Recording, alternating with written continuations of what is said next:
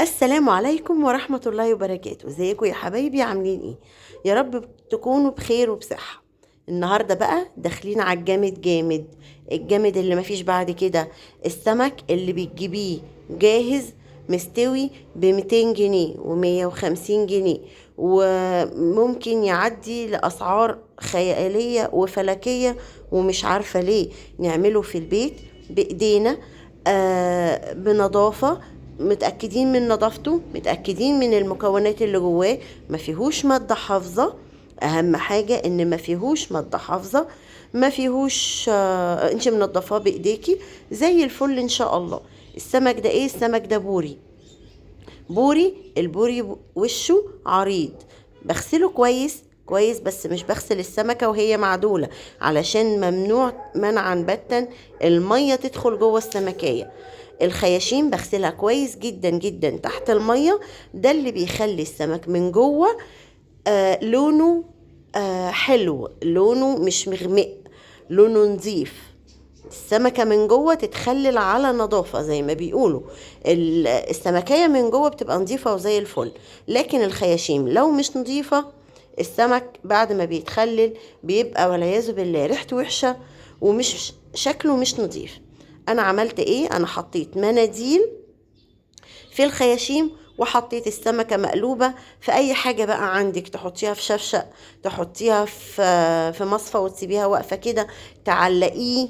في ناس بتربطه من ديله وتعلقه في المطبقية، يصفي كل ميته، وبعد كده يرجع يجيبه يخلله بعد كده. أنا بعمل إيه؟ بشيل الخياشيم كل ساعتين، بشيل المناديل كل ساعتين، اغيرها واحط مناديل ناشفة جديدة. ليه؟ عشان يمتص كل السوائل والدم والمية اللي ممكن تكون دخلت جوه السمكية. انا ده عندي شفشق خلاط قديم عاملاه للفسيخ بس. آه الوقت بتاع تخليل الفسيخ بيبقى من شهر 11 لشهر 1. ده احسن بوري ممكن تشتريه. فانت ممكن تجيبي كمية كلها اللي انت عاوزاها وتخلليها في الوقت ده، وبعد كده تقعد معاكي السنة كلها. هتقعد ازاي؟ هقول لكم دلوقتي تقعد ازاي. كل كيلو من البوري بيحتاج 400 جرام من الملح، وطبعا الشطة حسب اختيارك، بس انا بحاول ازود الشطة شوية علشان دي تبقى المادة الحافظة، هي والكركم. الكركم مادة حافظة مهمة جدا جدا جدا، مضادة للأكسدة. بتحافظ على السمك، لان السمك ده بيتخلل، فيعني بنحاول ان احنا نبعده بأي طريقة، يعني عن أي بكتيريا ممكن تدخل. بجيب كيس كبير نظيف، وعبي الخياشيم بالملح والشطة والكمون، والكركم قصدي. ما تصلى على النبي، اللهم صل وسلم على سيدنا محمد. بتحطي زي ما انت شايفة كده الملح والكركم، معلقة الناحية دي ومعلقة الناحية دي في كل سمكية، وتحطيهم عكس بعض وتخلصيهم كلهم وتقفلي عليهم الكيس كويس جدا جدا جدا. اهم حاجة الاكياس ما تكونش مخرومة، ولازم تاخدي بالك قوي من النقطة دي. الكيس الاولاني او التاني او التالت، يعني جميع الاكياس اللي هتعبي فيها يا ريت ما تكونش مخرومة. ولمي بقى اكياس البيت والجيران وجيران الجيران وعبي. ولو عندك استرتش بقى قفليه باسترتش كويس، وبعدين آه اقفلي الاكياس كويس عليه تاني، يعني اقفلي بالاسترتش واقفلي باكياس تاني. اديله كمية اكياس محترمة، قفلي كويس كويس كويس. واحلى حاجة بقى لو اخر كيس ده اسود. ليه؟ لان من شهر 11 لشهر 1 الجو بيبتدي يرطب يسقع، فانا عايزة الفسيخ بتاعي يستوي. هيستوي ازاي؟ هيستوي بالحرارة. فالكيس الاخراني لو اسود هيمتص الحرارة من الجو، ولو حطاه في البلكونة هيمتص حرارة الشمس.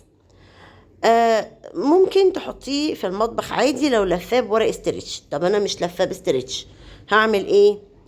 انا عندي علبة، طبعا علب التلاجة، او عندي دي علبة حلاوة 2 كيلو. هحطها فيها واحطها في البلكونة، اعرضه للشمس. قعدت الفسيخ بالظبط في الجو ده شهر كامل او يمكن ازيد، يعني ممكن يكون شهر و10 ايام كمان. سبته. طبعا كل يوم بتقلبي، مش كل يوم، كل يومين بتقلبي الكيس على الناحية التانية، كل يومين تقلبي الكيس على الناحية التانية. الحمد لله بفضل الله فتحنا عليه وطلع ما شاء الله ما شاء الله زي الفل، زي الفل، ما فيهوش اي حاجة. ريحته حلوة، مش ريحة الفسيخ اللي مش حلو اللي بنشتريه من بره، لا، ريحته جبارة. هنبتدي بقى نمسك واحدة واحدة ننضفها زي ما بننضف السمك عادي جدا، ونفتحها ونشوف كمان شكلها من جوه عامل ازاي. يا ريت لو موجودة معايا لحد دلوقتي تشرفيني باللايك والشير والاشتراك وتفعيل الجرس عشان يوصلك كل جديد. ما عملتيش اللايك، انا شايفاكي على فكرة. طبعا لازم اكون لابسة جوانتي، يعني فعلا، لاني الريحة بتمسك في الايد طبعا كويس يعني. وهبتدي انضف السمك القشر بتاعه. شايفين مجرد ما قشر السمك بيتشال بيبان لون السمكية الحلو ازاي. طبعا الكركم اللي بيدي اللون ده، وبيخلي السمكية من بره لونها مصفر كده. لو حاطة بابريكا بقى هيدي لون كمان احمر. لو مش حاطة خالص هتلاقي السمكية من جوه لونها احمر. انا عملته اول مرة عملته ما كنتش حاطة كركم، كنت حاطة ملح وشطة بس. السمكية من جوه كان لونها ما شاء الله، فعلا فعلا. يعني انا كنت باكل السمك ده وانا بنضفه. حتى السمك اللي انا بعمله دلوقتي كنت باكله وانا بنضفه. ما شاء الله السمك زي الفل. زي ما انتوا شايفين شكله بعد ما تنضف. هنبتدي بقى نفتحه من جوه ونشوف من جوه شكله عامل ازاي. بفتحه بالمقص وبشيل الخياشيم وبتطلع بالبطن اللي جواها فقط لا غير. مش هتلاقي اي حاجة تاني في السمكية اكتر من كده. فعلا ما شاء الله ما شاء الله السمكية من جوه شكلها ابيض وزي الفل.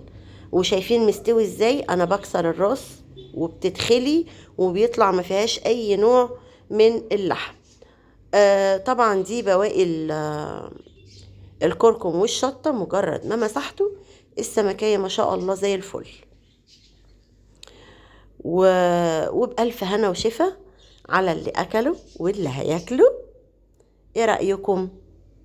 قولولي ايه رأيكم.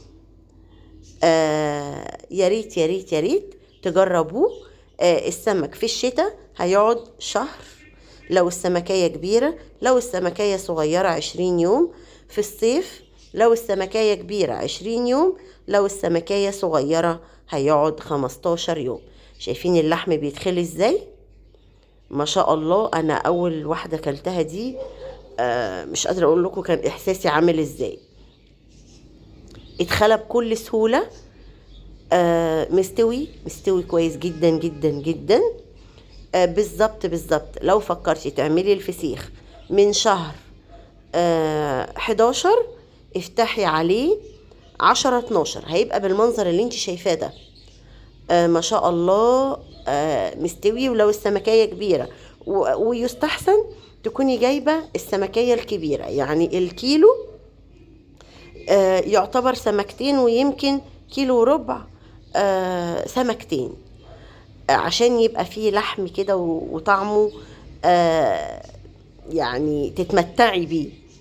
فعلا اكل الفسيخ ده متعة. الناس بتوع يع ومع دول ملناش دعوة بيهم خالص.